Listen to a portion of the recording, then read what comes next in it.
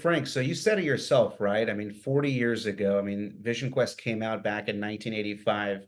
I have my opinions, but why do you think that Vision Quest still holds true today? Um, there's several layers to this, and one of them is that this is a coming of age story. I think kids are still coming of age. I think they're still asking those same questions. What am I? Where do I fit in the bigger world of things? What is the what is my biggest thing that I could accomplish? What is my biggest challenge? What about relationships? How do how do I make a relationship work? How do I do that? Finding out about their bodies at this time. That's everybody is still kind of in that experience. Um, then there's this ultimate goal that is placed up there, and then you see this person that is committed. He is absolutely committed to doing this, no matter what anybody says, no matter what is going on with his body, where he's fainting or his nose is bleeding. He's not going to give up. He has a undetermined. I mean, he just cannot be stopped. So he's going to show up, and it's going to be what it's going to be. But he's going to accomplish his goal.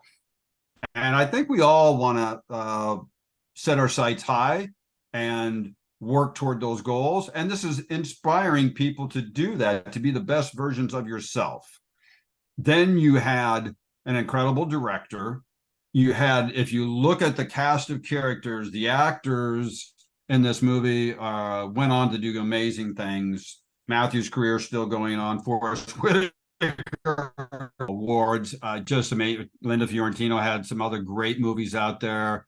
Other actors, Ralphio Savage, he did some great work in the theater out in Pasadena. It's a really pressing, demanding role.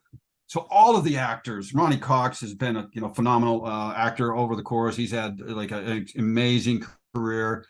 Harold Becker was the grounding of that, and he saw what he needed to see in each one of these characters to get what he wanted out of them, and then his vision, because he's the overall. He's going to cover. He's watching how everything's coming together on one day.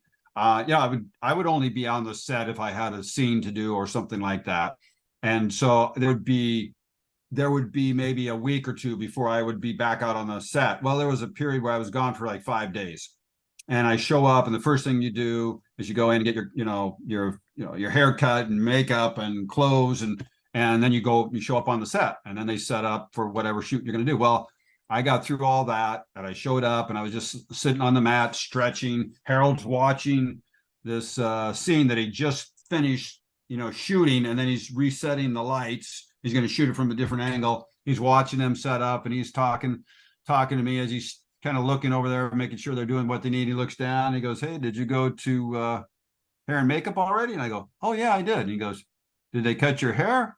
I go, "No." He goes, "Go back, have them cut your hair." Now, I think I was gone 5 days off the set, but he's like, he's not missing anything.